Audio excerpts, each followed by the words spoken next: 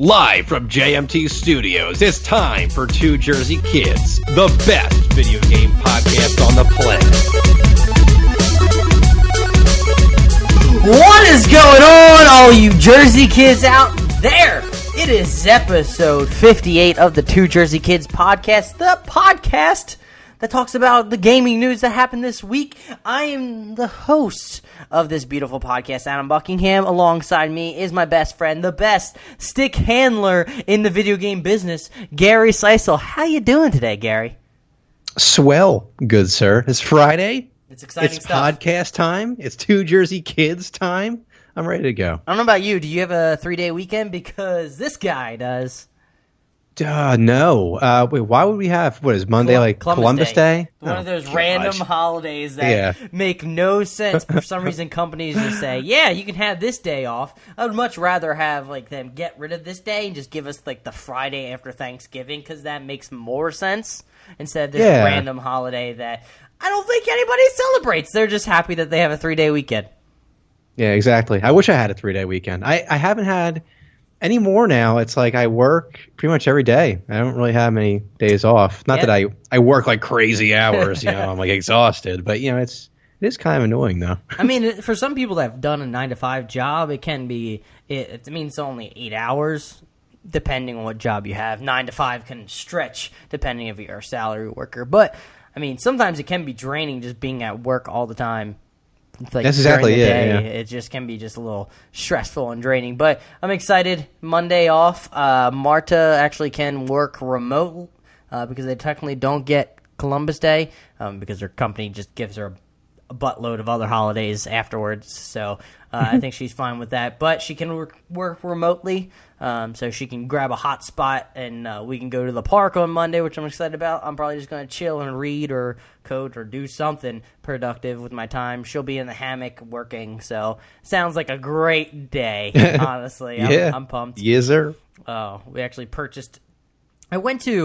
I just remember because we purchased a hammock online because we wanted to get a hammock. Those things look so chill when you see people in the park just chilling in a hammock. I'm like, that seems like that is what I want. I want to be doing that right now. So we went to REI store, and one, I knew it was a bad omen when we walked in there, because I was just looking around, looking at things, and I went to point at something. There was a fucking jagged point sticking out of this random basket. I stabbed myself and started bleeding in the store. I'm finally scabbed up. It took a while because it was a pretty deep cut, shockingly enough. But the hammocks there were $66 to purchase a hammock. I'm like, I don't think it's just material hanging from trees. I don't think it should be that much. So we purchased some hammocks online for $19. Hopefully they're not garbage, and hopefully we don't fall through the cloth. Well, first of all, speaking of overpriced products, that alone is outrageous. But where I work at a hockey rink and stuff like that. But we sell this. It's like a shooting, kind of piece of PVC plastic. It's kind of like a... Is that what your friend Charlie had? Exactly, yeah. So basically you can put a puck on there, and you can stand outside your house and shoot pucks, as if it's kind of like an ice surface. It has that same smoothness. This piece of thing, I mean, this thing costs so little to make. It's just PVC plastic. It's a joke. Well, we're selling it right now, $100. Oh, shit. Somebody could easily make that themselves. Indeed. And you know what's funny? Someone's going to buy this damn thing too. That's the best part about it. Yeah. Brilliant idea for you, Gary. If you know how to make it, you should just start your own business where you make it and you sort of drop the price compared to what you see online and just sell the shit out of it, because I'm sure it'll be just as good. They don't put any special coating on it or anything. It's just PVC material. I mean, they may have some sort of BS special coating, but I mean, it's not that. I don't think it's that involved of a process. You should see this thing. It's a joke. Here you go, Gary. Does it actually work pretty well if you're trying to simulate ice rink? Yeah, I mean, it's not ice, but it is. But it's better than nothing, I guess. Better than shooting on your concrete or something like that. So yeah, it's all right. This is the 5th week in a row we talked about hockey in some sort of fashion. It's hockey season now. That's true. Flyers just started. Hockey and really basketball season, so I'm pumped for mainly basketball. But hockey, I know you're a fan of, and I can always get into hockey once, when it's exciting hockey and not some, mediocre team that's playing. I mean, I'm gonna be honest. That's when I finally hop into the sport, is when I'm actually watching solid hockey from the team that I care about.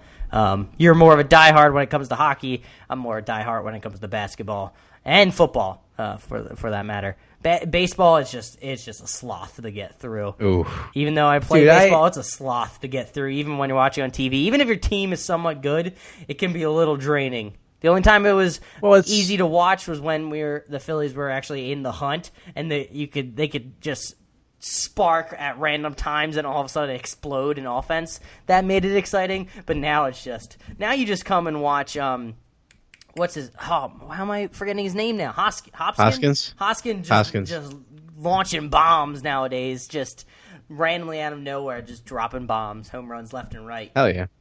If you guys didn't know, this is the Two Jersey Kids podcast. We are a gaming podcast, I promise. I sort of want to throw that in there if you didn't know. If you're a new listener and you're coming here thinking, I thought I was getting gaming news, you are. But me and Gary are best friends, so we like to chit-chat before we get into all the gaming news and everything we talk about, because, that's what best friends do, and I love talking to my best friend, Gary. So you can go follow the podcast at Two Jersey Kids. We are available on many podcast services out there. TuneIn, Spotify. I'm not sure about Spotify. Don't quote me on that.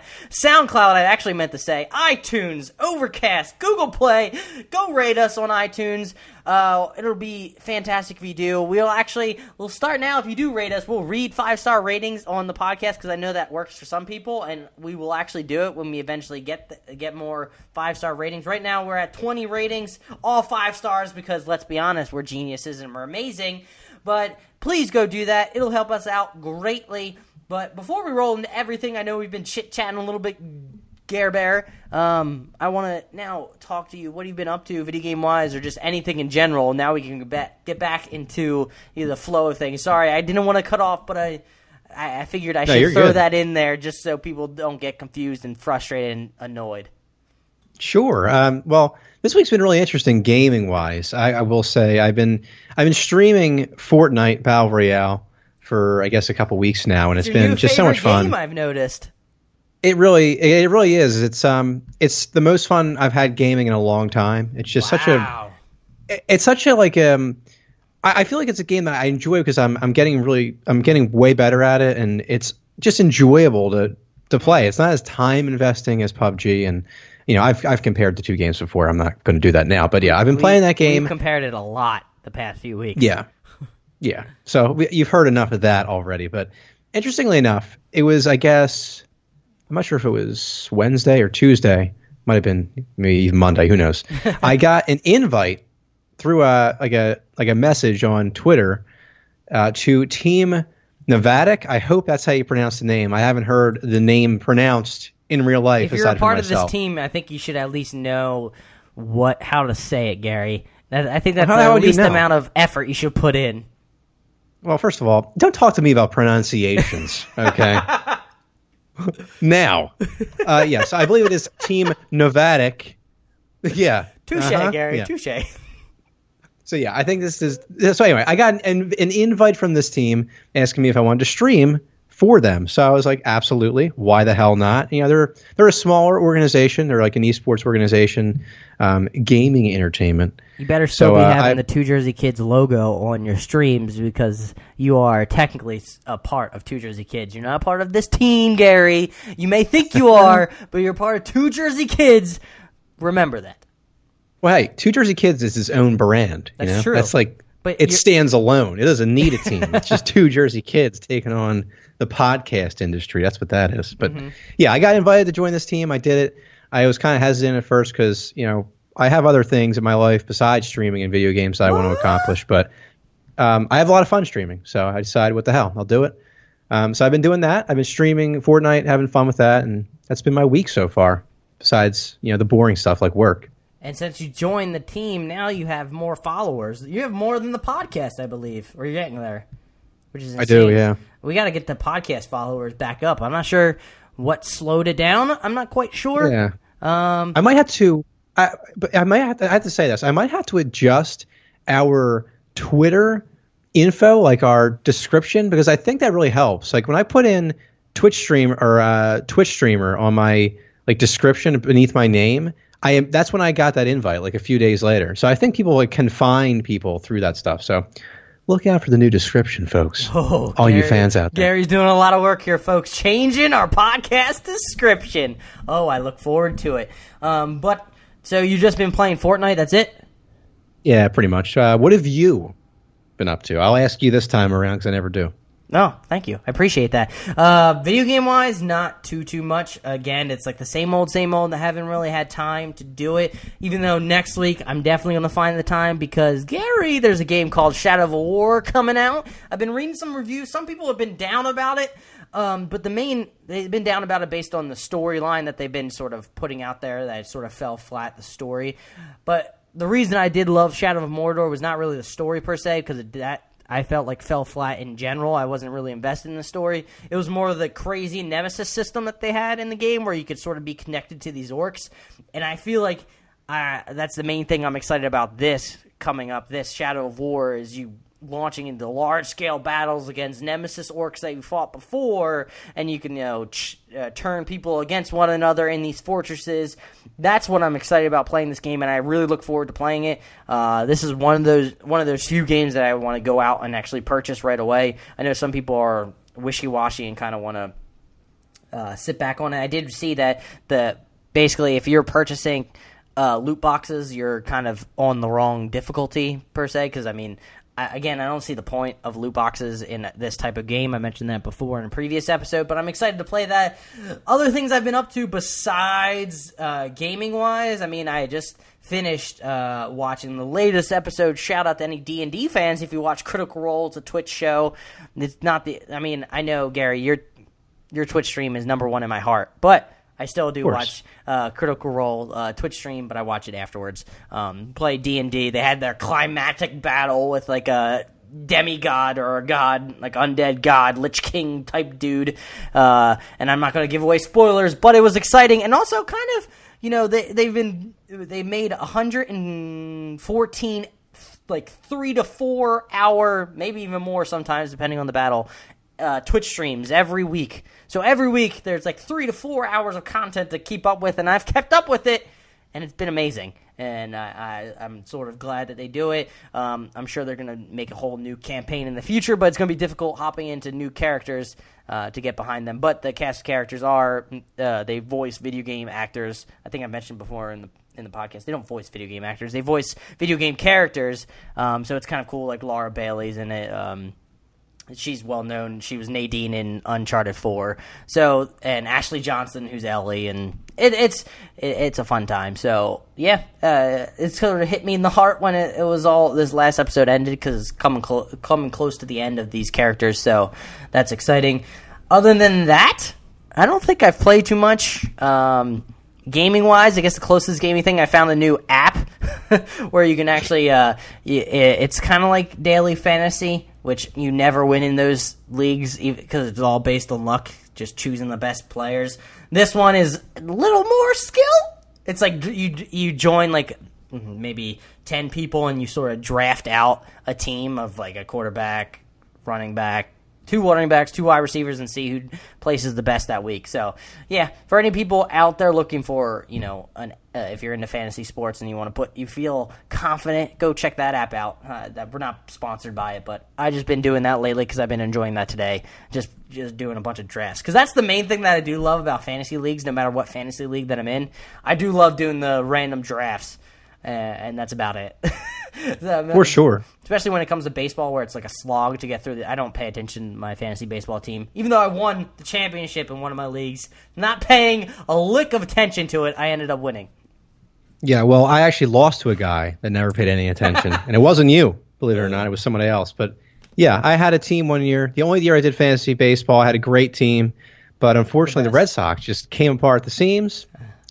And, that kind of fucked my entire team. That's what you get for trusting a Boston team. Never trust a Boston team. They're garbage. Yeah. But, Gary, I think it's time to stop talking about ourselves and start talking about everything related to gaming. So, it's time for This Week in Gaming, brought to you by...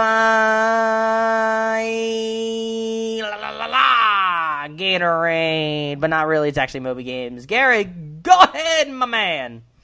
All right. So this week, I actually have two games. So one of them is a game I don't really have any experience with whatsoever, but I know it's a popular game. So I'm going to give a shout out to all the Rage fans out there. So Rage was released on PS3, Xbox 360, and Windows in 2011. Now, this is per Wikipedia. This is kind of like a background on the game in case you aren't familiar, like myself. Rage is set in a post-apocalyptic near future following the impact of the asteroid 99942 Apophis on Earth. Players take control of Nicholas Rain, a soldier put into hibernation in an underground shelter who emerges into the wasteland a century later and finds himself a wanted man by an oppressive organization known as the Authority. The game has been described as similar to the movie Mad Max 2 and to video games such as Fallout and Borderlands. Now, in case you were wondering, Rage received generally positive reviews on all platforms except the iOS version, which received average reviews, no surprise, according to the aggregate review site Metacritic. The game received praise for its graphics and shooting mechanics and criticism mostly aimed towards the game's story and poor out-of-the-box PC compatibility. It also had bad characters, evidently. Forgettable characters. I actually played this game. I was actually excited for this game when it was originally shown.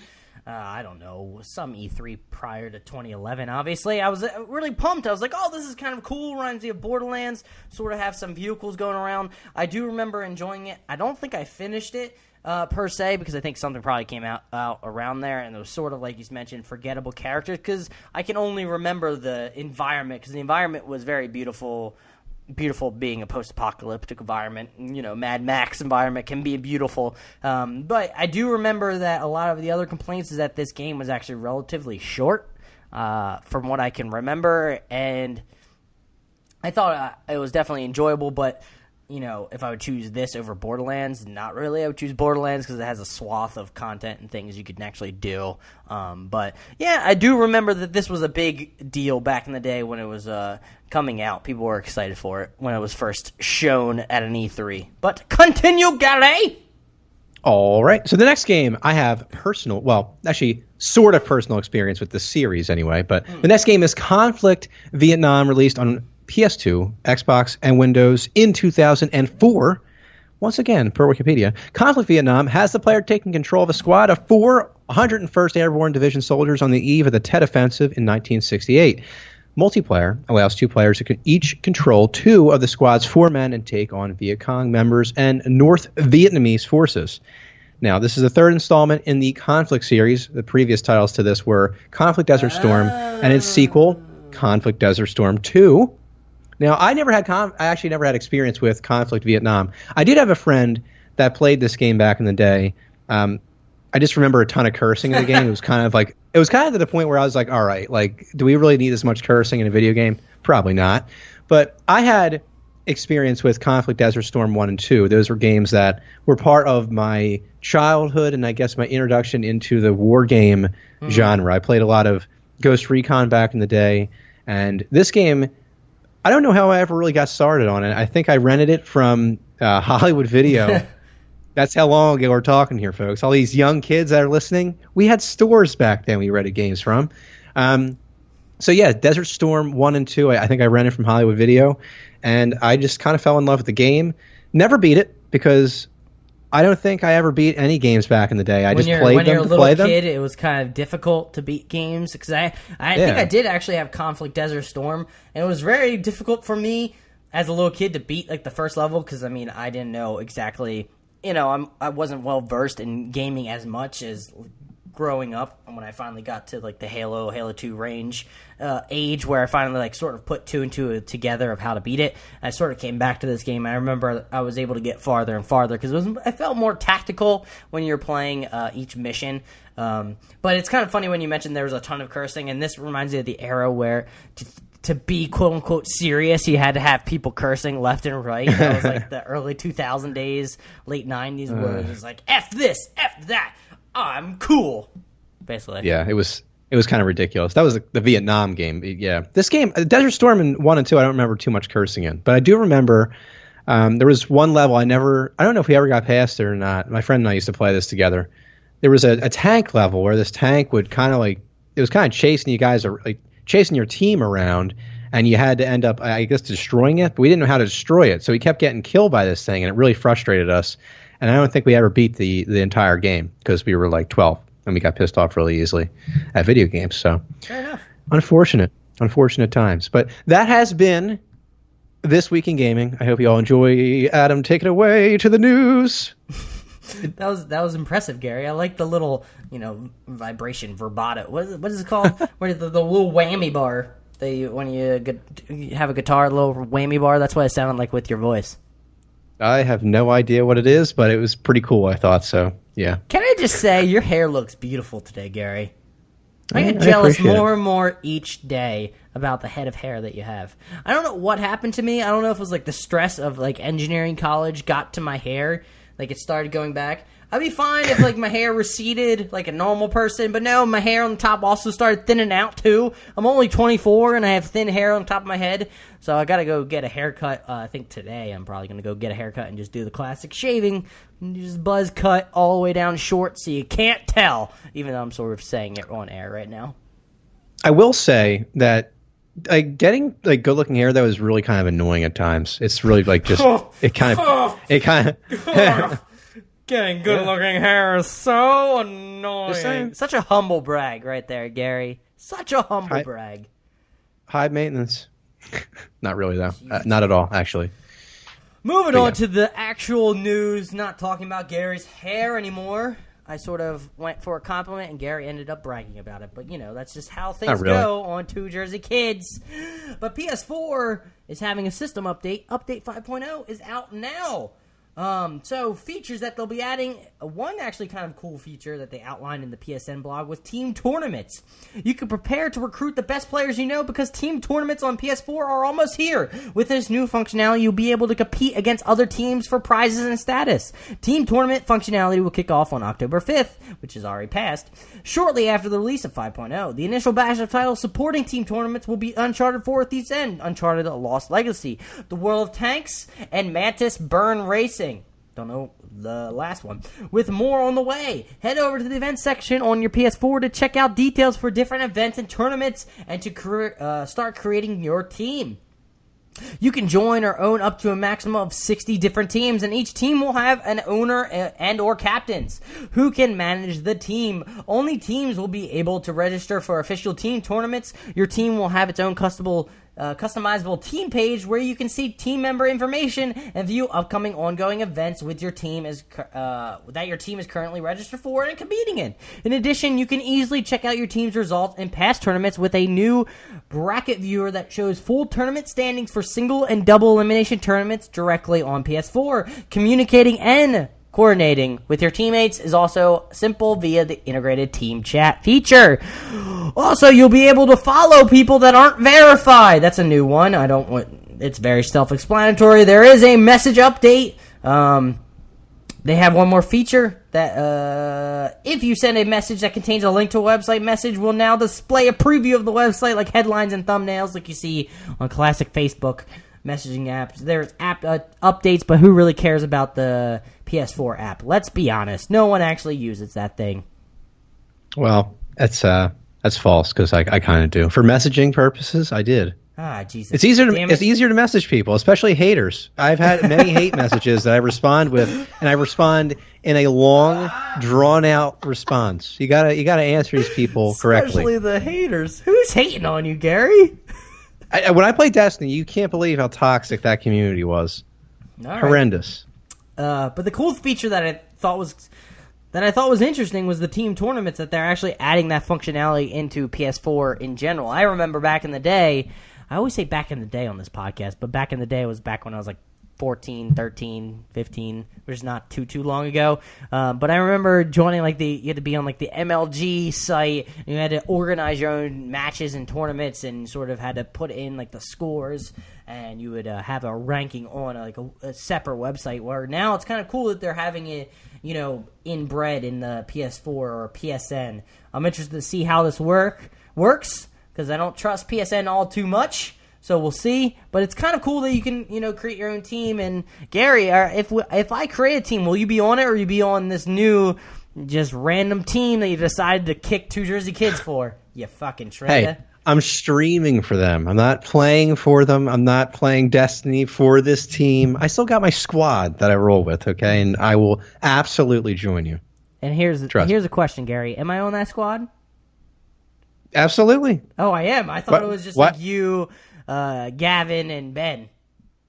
Well, I mean, it depends. I mean, when we're on PC, obviously that makes it a little difficult for you to be on the squad. Depends on if you make the cut or not. It depends on how I'm feeling that day. Well, depends I mean, if you insult my hair or not, because my hair is gorgeous. Hey, I'm Gary Seistel. You could very well play PC games with us if your computer was not a toaster, but that's true. I'm not going to get mad over that because it's actually true. But moving on. So, on Fortnite's the gaming Twitter page, it posted recently, quote, thanks to over 7 million of you who have played Fortnite. So, apparently 7 million people have now played Fortnite, which is joining you, Gary. We want to keep the battle bus flying, so duos and supply drops are now available. Well, they sort of flipped that, but I messed up. But end quote. Gary, I know you're excited about duos and supply drops, but Epic also shared some thoughts on development of the game's weapons and combat so far, and ran down some of its plans for the future per a PC gamer. Some weapons don't quite live up to their expectations. The biggest culprits are assault rifles and SMGs, which were recently adjusted. We'll continue to evaluate, and there may be more incremental improvements, not radical adjustments. It can be unclear what improves accuracy. Standing still, crouching, and aiming instead of hipfire have all some form of impact on accuracy. We'll look into ways to improve usability on the reticle, including improving readability of your accuracy cone. We'll be running prototypes using more recoil and reducing accuracy penalties. The idea behind this is that the first shot will have higher accuracy, but again, not perfect, and then subsequent shots will require slightly more skill. These will be increment adjustments until we find the sweet spot. Lastly, enabling projectiles for all weapons, not just sniper rifle, is something we'd like to explore. Doing this would allow for tighter accuracy overall. We've run prototypes internally and it shows promise, but there are challenges preventing us from turning it on. Once those are sorted out, we'll continue to running broader tests. But, I mean, I think they mentioned that they're adding supply drops and all that, yada, yada, yada. But, Gary, are you excited that they added duos? Because I know you were pumped for that. Yes, very much so. I actually haven't played it yet. I'm going to play it tonight on stream. I'm really looking forward to that. I think the reason why I was looking forward to duos is because I don't really have many friends that play this game, so I couldn't really play a squad type unless I wanted to play with random people, which is a disaster, might I add. So yeah, I'm looking forward to duos. I've had experience with supply drops because when I was playing yesterday, that was obviously in the game, and it adds that extra element of risk into the game where do you go for the supply drop to get the better weapon than everybody, or do you camp it and watch people and see if they, you can take people out running to it. So here's the thing: I haven't played it since it first was on early access, so I'm not sure. But I want to get your take because you've been playing it more than I do. And honestly, when you play it on PC, it looks a lot smoother with the keyboard, which I mentioned way back when being probably an episode ago, where the keys make kind of more sense with all the crafting stuff. But when you pick up different weapons, like different rarities, like, the green, blue, then purple, or whatever the scale actually is, do you see a noticeably difference between the weapons? Like, is there a difference? I think damage may be slight, but can you notice or see a difference when you have a upgraded weapon that you just took from a downed opponent? I really can't say entirely. I know it's like you said, they have... There's damage adjustments, increased damage, better minimal recoil, or better minimal accuracy, so your gun's more accurate. But I haven't played enough, I guess, to say whether or not I could say there's enough or there's a huge difference between weapons. But yeah, there is, I'm sure. It's not mind-boggling. Oh, look, I can down a guy in one shot with this rifle instead of 3 shots with the regular version. So it isn't anything like that. But I was just curious because when you played Call of Duty back in the day, it still felt like the guns still did the same amount of damage, but you could tell the difference between certain guns where some had more, it sprayed a lot quicker, had more recoil, and yada, yada, yada, vice versa, Yeah, for sure. And it's interesting they're talking about making weapon changes to the game because some of the guns, I have to say, the game overall feels really good. Like you said, on the PC, it feels great. Smooth, frames are good, everything just runs pretty well. The aiming, though, the accuracy is a little strange at times because since they have tracers in the game where you fire bullets and you can see where your bullets are going, you can sometimes see where you're aiming at somebody and you're just trying to like tap, and you can see the tracers going left, right, and like they're not necessarily going where you're aiming. So they have like a bullet bloom in the game, which just shouldn't be in any video game, in my personal opinion. But I'm interested to see what they do. I'm glad it's going to be incremental instead of like these massive weapon updates that, to be honest, in my experience with a lot of these games, it tends to kind of, I don't know, sometimes upset the balance of the game. So I'm glad they're doing like smaller changes over time with that. Yeah. I just start while you were thinking, I sort of zoned out because it happens from time to time where I start thinking about Battle Royale. And I thought it'd be kind of cool. I think I mentioned before that it'd be kind of cool if like the Far Cry, Ubisoft made like a Far Cry game set, like had a... That's what they should do when they make the next Far Cry game, is that the multiplayer is not some BS co-op that I never actually played. Actually be kind of cool. I mean, keep the co-op for people that do enjoy it. I don't want to shit on anybody who's interested in that. But add another little, battleground mode in Far Cry would be freaking amazing. And I still heard before... Actually, I'll mention it after this next thing that we run through, because it still continues with Fortnite, where the Fortnite community dude, Nathan Mooney, wrote, quote, "We play PvP games like Fortnite Battleground for their competitive integrity, that feeling of outshooting somebody in an intense standoff and snagging that victory royale.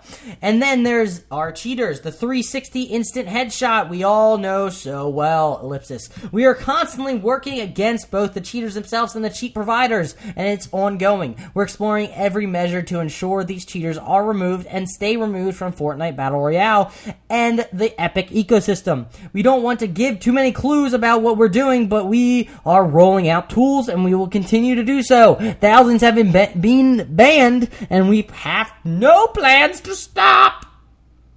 Apparently, player progression will be coming to Fortnite Battle Royale in the next several weeks, and Mooney said that will help deter, quote, unquote, casual cheaters as well. Quote, "Progression will give them less incentive to simply cheat their progression with a ban around the corner.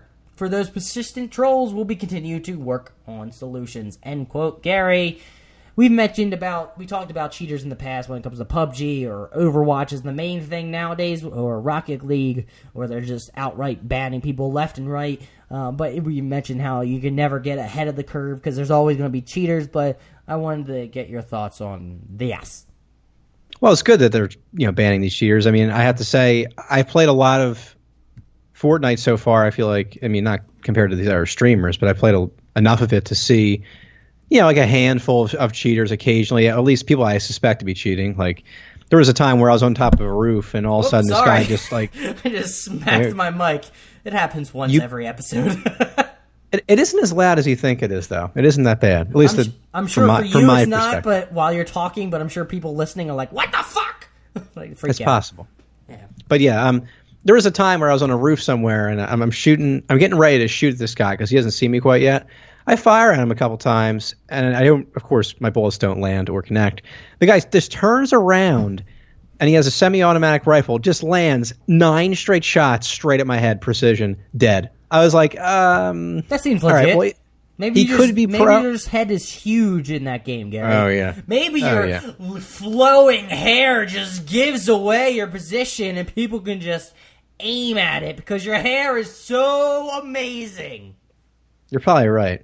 But I definitely suspected that guy cheating, though. Honestly, though. Yeah. I definitely did. It may not have been a cheater, but Christ, it sure seemed like one.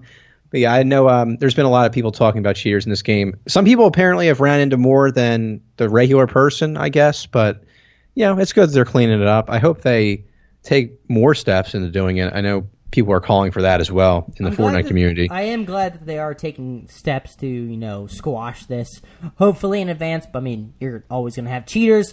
But I also respect that they're not telling how they're banning people, because it seems like Overwatch just says left and right what they're going to do to ban people. And I think people can sometimes curtail their trolling around that. So hopefully, maybe they have a system in place they're trying to be under the wraps with when it comes to the ban. So people don't know when the ban hammer is going to drop down, But... I did want to mention, I'm going to move on unless you had anything else to say. Keep it going. It's not in the Google Doc, but I saw right before I was leaving work, actually, that the Star Wars Battlefront 2 beta is now open to everyone. The beta includes 3 multiplayer modes, each in a unique setting, as well as access to single-player combat in arcade mode. So, for people out there who are excited to hop in the Battlefront 2 beta and check it out, see how it feels different from the first one. If it feels the same, it probably sounds and looks as amazing as the first one did. So I'm sure plenty of people out there are going to give it a look. I don't know if you are, Gary. I'm very much thinking about it now. I keep forgetting about it. I actually didn't realize they were even doing a beta until I heard about it like a few days ago. So I want to consider playing it. Maybe I'll stream it along with Fortnite. That variety, folks. Oh, you're going to be one of those people where you play 2 games at once? That'd be impressive, Gary. 2 games at once? No, I'll play 1 game first and another one afterwards. Oh, man. I would tune in for you playing 2 games at once. That'd be intense. That'd be quite the mental drain. Yeah, for sure. I've actually seen it's more reasonable with Hearthstone, but I've definitely seen Twitch streamers playing like multiple games of Hearthstone at once. And I'm like, what is the purpose of this? What is life? Yeah. Who watches this? It's like the thing why do people watch I have to ask myself this question because I've watched it. It's like when you see Fish play Street Fighter. Have you ever seen that? Or like Twitch plays Pokemon. So like, for example, Twitch plays Pokemon as people would spam different things that they want the character to do. So if you want the character to move up, like you can move up, and it just does That's cool. it. It has different modes. I think one is democracy. So after a certain amount of seconds, it tallies up what everybody has voted on, and then it chooses. But sometimes you can change the vote to where it's like dictatorship, where I think it's like the first person that does it sort of That's awesome. Controls it. It's like I could be wrong when it comes to that second one. I know democracy is part of it because I've always seen like the vote thing. But then, like, the Street Fighter, Fish playing Street Fighter, I've seen is, like, the classic Street Fighter, it's the Street Fighter game, but it's programmed so that when Fish swim around their tank, each section of the tank corresponds to a button, a button on just the press. So, like, sometimes Fish are flying left, so they have the character keeps going left. Or it's in the right section, it moves right, and it has, like, a match. It's I don't know why people are entertained by this. I don't know why I was entertained by it. I guess I was bored one day and kind of wanted to see who would win, but it was a fun time. But moving on, apparently Chris Avellone teases a new Fallout game, ? So you guys want to know, Chris Avellone is an RPG machine, basically. His credits stretch back 2 decades, 2 games including Planscape, Torment, Icewind Dale, your favorite, Gary, KOTOR 2, Neverwinter Nights 2, and in 2017 alone, you have Torment, Tides of Numenera, Prey, and Divinity Original Sin 2, which I've heard amazing things about Divinity Original Sin 2. Maybe I'll eventually check out the first one. I've always meant to when it actually drops like really far down sales-wise. I've been interested in checking it out. But he also had a hand in Fallout 2 and Fallout New Vegas, which some people consider to have a better story than Fallout 3, which I kind of do because it has a moral ambiguity to choices. In Fallout New Vegas. But it might be nothing. It probably is nothing, but Avellone posted an image of 3 Vault Boys on his timeline on September 29th, one of them with a hand on the RPG Bible, one reading a plot outline, and one apparently in love with his big brain. To mark the 20th anniversary of the release of the original Fallout, that in itself isn't necessarily a big deal. 20 years is a big number and one worth celebrating after all. But a few days later, to note, he updated his profile picture to a hand-drawn image of what is presumably meant to be himself hugging the Vault Boy under the words, "I missed you so much." Now, Gary, do you think this is a tease? Do you think that he's just playing with people's emotions? Or do you think, I sort of thought maybe this could be, Bethesda mentioned in, I think, a stream way back. They haven't announced a new IP coming out. Maybe not a new IP, but a new game releasing this month, this 2017, I believe it was. They haven't announced a game. Could this possibly be a new Fallout game coming, sort of in the vein of New Vegas was to Fallout 3? Maybe this will be a new story to Fallout 4. Could that be possible? I don't think he's teasing it. I mean, I don't think he's playing with anybody's emotions. I don't think he's doing that. I think he actually is teasing something. And I think it's interesting that you brought up that Bethesda had talked about a game they hadn't announced yet, because this would be really an impressive thing if they managed to keep a new Fallout game under wraps for this long. I mean, these games don't just take a few months to create. It takes years. So it'd be fascinating to see if it was actually a new Fallout game or something entirely different. But I'm curious. I think it's a tease, and of course we're going to be hearing more about it, on this podcast as we go forward. Yeah, it's kind of cool to see if this actually, transpires into anything. And so where have we been? We've been to Vegas. In my experience with Fallout, we've been to Vegas, been to DC, and we've been to Boston, Newmass, basically. Yep. Where would you want them to take the dystopian world of Fallout to next? I have my opinions. You can have yours, Gary. I don't know. I mean, you could do New York, you could do Classic. Philly. Yeah. They're both, but I feel like that's also, in a way, kind of generic. I guess it's, you know what I mean? Like, it's those two cities. I don't think anybody would be surprised by it. Yeah. So I think if with Fallout, I mean, maybe they try to do something different, a city that no one would expect. I mean, there hasn't been. What was the last game set in Philly? Realistically, there hasn't been one in a while. I don't even think has there been a GTA game even set in Philly? No, I don't think there's never. Has there ever been a game set in Philly? I don't remember. You keep talking and I'll look. I mean, obviously New York. We had Freedom Fighters, which was kind of like, sort of not really post-apocalyptic, but it was like after a massive takeover by Russia. Mm-hmm.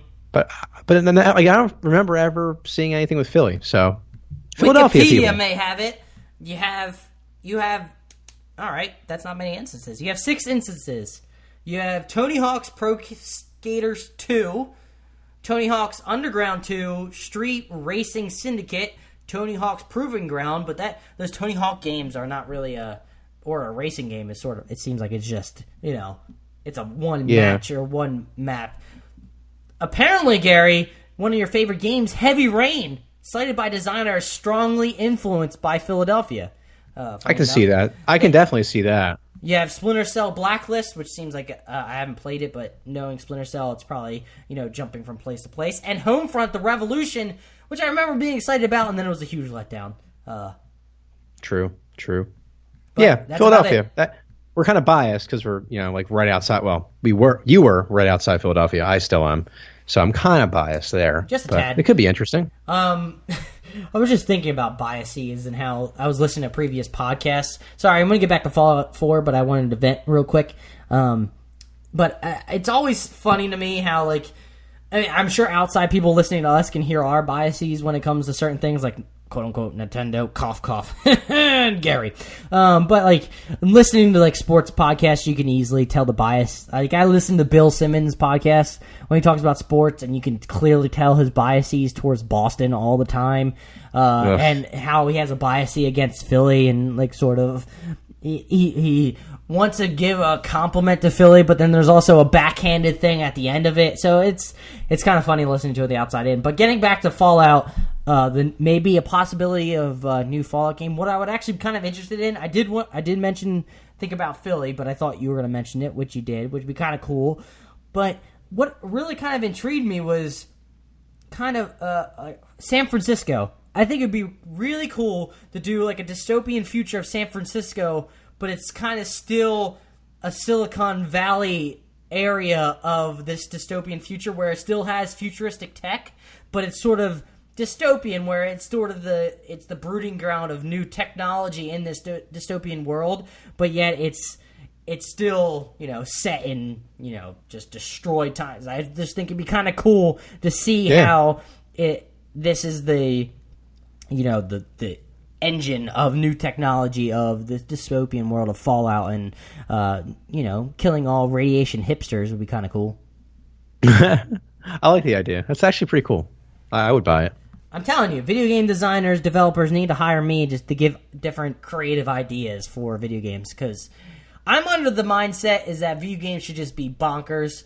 I feel like video games should just, because most of the time care too much about realism, so to speak, in video game stories when it's specifically set in a crazy universe or crazy area that, you know, it's a futuristic or it's a past thing that happened that it's not real. I'm gonna say go balls to the wall. I don't care. It's a video game. Let's have some fun. Agreed. But moving on. So just because now people are just mentioning Switch games coming, they just put it all into one. Apparently there's a lot of indie titles coming to Switch, and the main one, which I know you're probably interested in, and actually I kind of am taking it on the go, and I know a Jersey kid out there, a fan who's been featured on our Why to Buy the Switch episode, Kat, was actually excited for Stardew Valley. Is one of the titles coming to the Switch. Another title, or a few, I'll list off a few more that they had in this article. You got Axiom Verge, which is a fantastic game. I played it on the Vita first because Vita's amazing. But that's like a Metroid-style game, Metroidvania-style game. Highly recommend. Oxenfree, heard amazing things when it came to Oxenfree. Definitely check that out. You have Touhou Kabuto 5 Battle Burst. I don't know. October 10th, you have Tiny Barbarian DX. October 10th, you have Tumblestone, Volgar the Viking, Ninja Showdown, and Arcade Archive Neo Geo Metal Slug 10. You thought we got away from them, Gary, but they are back. We're back. My God, it was like every single week. It was something new. Was that when we were doing the This Week in Gaming? Yeah. Or no, not This Week in Gaming. When we were doing the games releasing episodes, was that the one? Yeah, that was the one where every time there was an Arcade Archives Neo Geo game coming out, just left and right. I'm sure some people are making money off of that. But, I don't know, does this tickle your fancy? I know you're a Stardew Valley fan. Does playing Stardew Valley on the go actually interest you? That'd be cool, yeah. It's like a relaxed game. I think that it's like the ultimate game to take like on a trip or something. You know, it's something you don't have to pay too much attention to. You can sit there, you can be on a plane, just, you know, kind of like looking out the window, but also taking care of your farm. You know, that's like the perfect, you know, on the go game in my opinion. That's like Farmville on steroids. Am I right? Hell yeah, dude! Great game. Do you remember the zeitgeist that hit Farmville? When people were just always playing it on Facebook, and I kept getting invites to play the game, and I tried it. I was like, this is kind of interesting. I mean, it's a browser game, but... Candy Crush, all those games, dude. Just terrible. Terrible. I never played any of them. I can say I never did. I did play Candy Crush for a little while. I did enjoy... I mean, I like puzzle games. I'm always a fan of puzzle games, and that was like a simplistic one. I played Farmville, another in the same vein. But those games do actually bring in people that are more casual. Marta, who's not a huge gamer, so to speak, but she does play those games a lot. And I'm going to throw this out there because she's not here, so she can't hear me say this, but she's been playing the Disney Inside Out game all the time. She's been playing it for a while. I'm sure she's in the triple digits of levels that they have because she plays it a lot. When she's bored or commuting, when she doesn't feel like reading or listening to anything, she plays that. Which, if you guys didn't know, it's like a snood type of game where you just shoot different color bubbles up and you try to work your way all the way up. It's kind of cool. I've played it, so not to knock her. It's a fun game. I mean, I like snood. Who doesn't like that type of game? But moving on. So apparently, PUBG may remain an exclusive to Xbox for longer than expected. So Bloomberg is reporting that Bluehole is having discussions with Microsoft about, quote, extending their agreement to publish the game exclusively to Xbox, end quote. The report goes on to say, citing the same sources, that Bluehole is apparently looking to have PUBG be exclusive to Xbox on console for a longer time period than originally planned. Microsoft wanted to comment on Bloomberg's report. When approached by the publication, all it had to say was that, quote, right now the team is solely focused on bringing the best game possible to Xbox One and PC. We have nothing further to announce at this time, end quote. But they are also interested in, Bluehole didn't mention that they plan on bringing it to PS4 eventually after the time exclusive is done. I think this is probably more on Microsoft and, in my opinion, probably shelling out money, wanting to get that Battle Royale game exclusively to their console system. But right now, I'm curious. do you think PUBG is going to make a splash on the console system now that Fortnite is now sort of making its waves in the console market? Do you think around 2018, do you think PUBG is still going to have that massive name, so to speak, for people to hop onto it on the Xbox console? It depends. I think it will, because I think PUBG is still just as popular as it was before Fortnite came out. But, the thing that PUBG needs to do, especially on PC and obviously going on Xbox, is they need to clean up their game. They need to polish the game. It needs to be better. Frames need to be better. The game needs to feel better. Just everything about it needs to be improved. So, I think that when it comes to Xbox is going to be a major hit. I do. And I think it's going to do very well. I think it's going to continue to do well, assuming they, like I said, they continue to upgrade their game and make it so it runs well just across the board. So it seems like when it releases on Xbox, it's not going to be early access. It's going to be a full-fledged game. Yeah. So I would hope so. I would hope that it's polished. I would hope that it's finally done. And I'm wondering if people, because you say that I hope that it gets polished, I'm wondering if for people that played it at the beginning and now took a break, if they ever did, and hopped in now, if it felt more polished. Because I'm wondering if, the early access title on Steam, being able to play it while in early access makes it feel like the progression is quote-unquote slow, where it's not actually slow, it's probably the normal period, but since you're playing it every day, you don't really notice gradual, incremental changes. It's like when you're hanging out with somebody, you see somebody every day, you don't notice like the incremental changes to their face, but if haven't seen them for a while and you come back and you're like, whoa, you look amazingly beautiful, you have a great head of hair, Gary, No, this game has made significant strides for sure. I mean, it's definitely had great improvements. They've added first person in, they've just added a lot of quality of life things, I guess you could say, to the game. So they've made improvements, but it's just the way the game performs still, the frame drops. It's just like, come on, man. Like, this needs to be addressed eventually. There's no reason that I can run Destiny 2, okay? I can run the Destiny 2 beta on my PC. It has higher requirements in this game.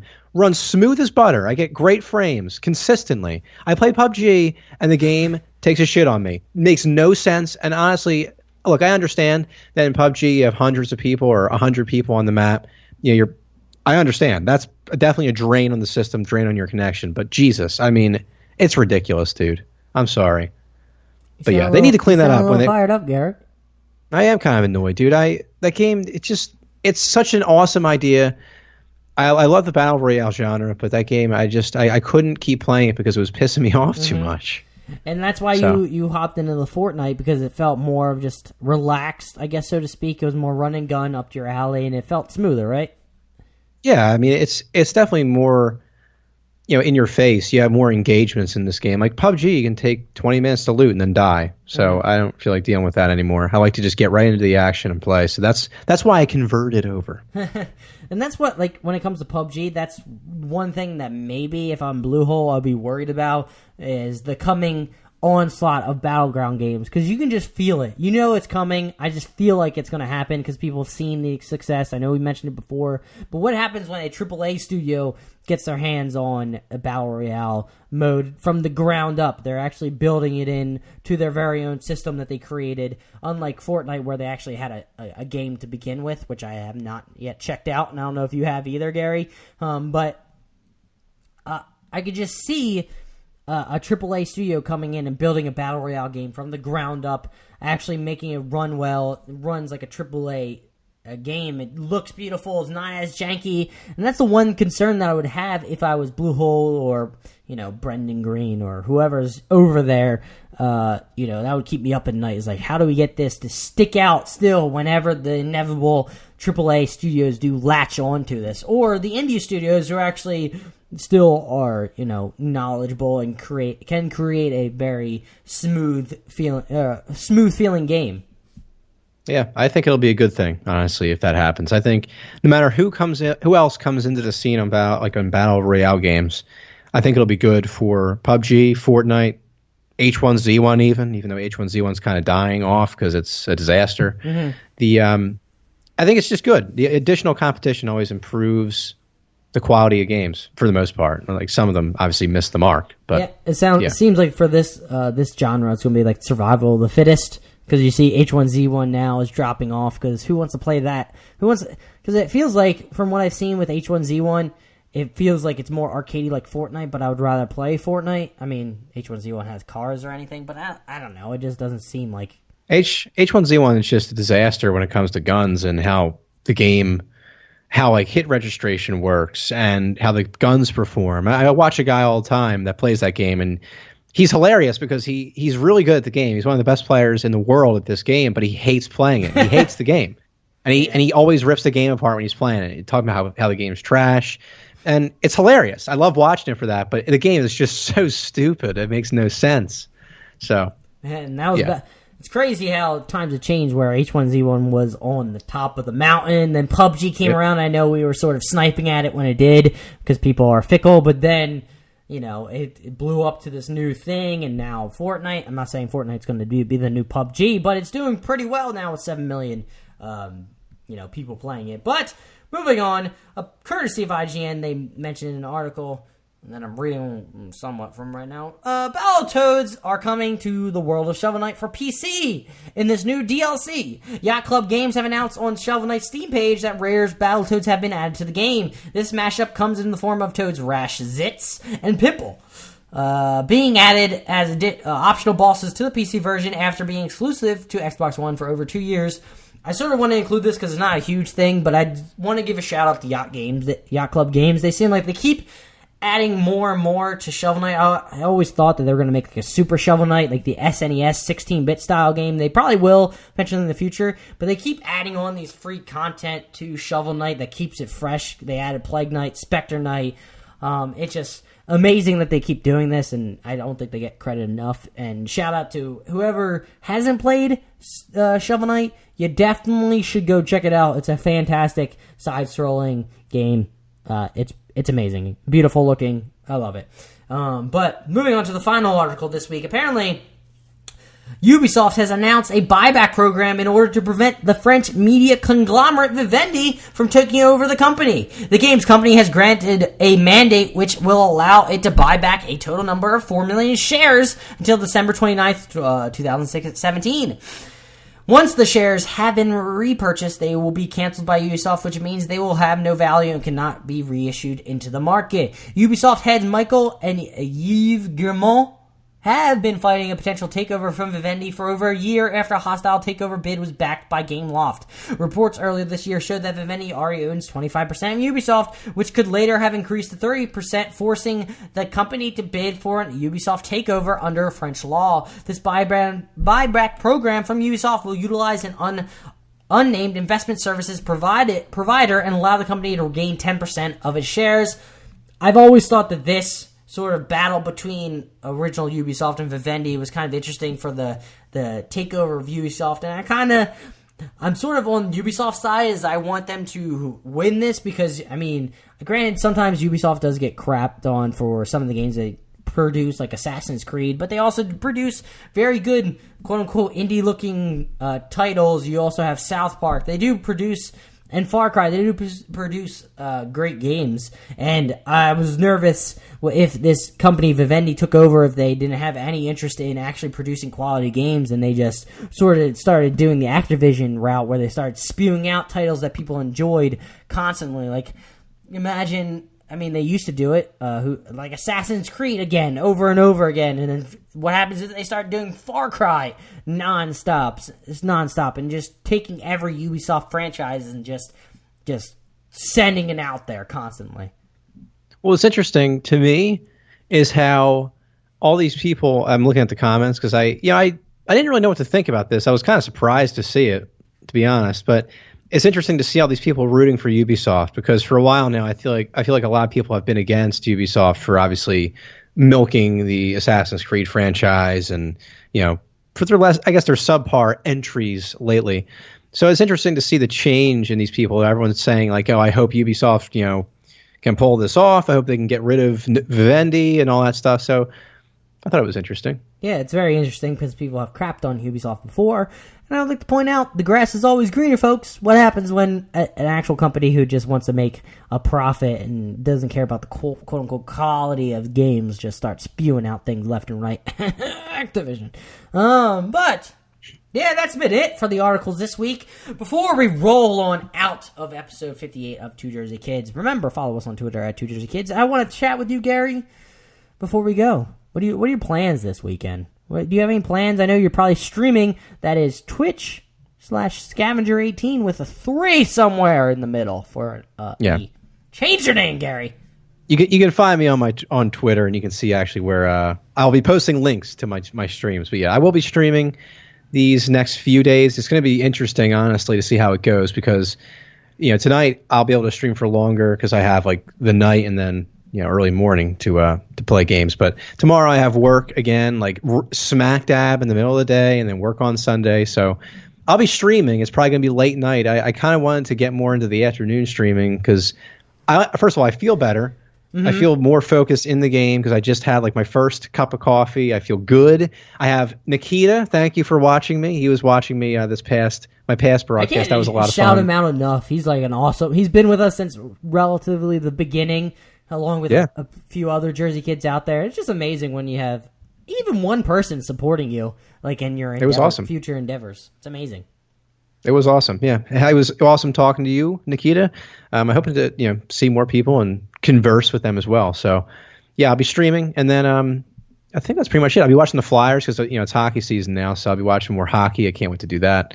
But other than that, that's gonna be my life for the next few days. So until I see you guys again on Friday. You should just for shits and gigs to keep your stream going while Flyers, just stream your reaction to Flyers Flyer games. That's not good. It'd be like I see all the time. Joe Rogan does like a fight companion, so he would bring people together and like events that he's not announcing or commentating. He brings like his buddies over to watch fights, and they just have like a timer matched up to when like the fight is actually happening on their screen. So maybe you should do that, G. I feel like my reactions to Flyers game, I'll probably get banned from Twitch for obscenities. Just constantly left and right. I do have to admit, I feel like we've taken down a notch on the cursing, and I'm pretty proud of ourselves. Yeah, I agree. And I'm someone that curses all the time, so it's even more of an accomplishment for me. But also, main thing to check out is to see when Gary finally changes the Two Jersey Kids Twitter page description. I'm curious to see when that'll actually happen. It won't take long, to be honest. No, it won't. But yeah, I already mentioned what I plan on doing this weekend. I am also next weekend. You're going to take a road trip. I mentioned that's why we're going to have to record earlier. So hopefully the next Friday episode be in your ear holes right at the beginning of Friday. But I'm taking a road trip all the way down to Atlanta to do like a communion thing. I'll probably be talking about that more next week. But I'm excited. Shadow of War coming out soon. I'm kind of pumped. Maybe I'll play some Fortnite sometime in the near future. I just have to find time to actually do these things. The adult things are getting in the way, and planning a certain event is getting in the way as well. It's a hassle. It's a lot of things to juggle. And sometimes after a while, because I'm looking at a computer screen all day at work, computer screen while planning things out, sort of messaging people, getting in contact with them, getting in contact with vendors, I kind of just want to sit back and maybe like read a book or just chit chat, and like give my eyes a break. I feel you. 100%, sir. I do want to shout out before we head out. Thank you all for listening. If you're a continued listener, again, we're not a large gaming podcast yet, but we do appreciate every continued listener out there. I know there are you out there. You listen to us every single week. We appreciate you so much. Like, you don't understand how great it feels to have you continually listen.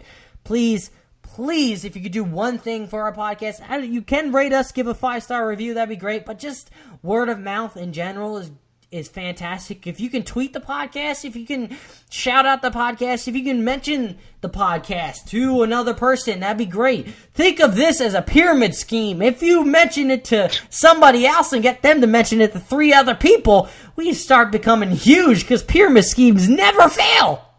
Right, Gary? Never. Never? Never fail. They're not illegal or anything, right? They're foolproof. They're great. Oh, okay. I think we're good.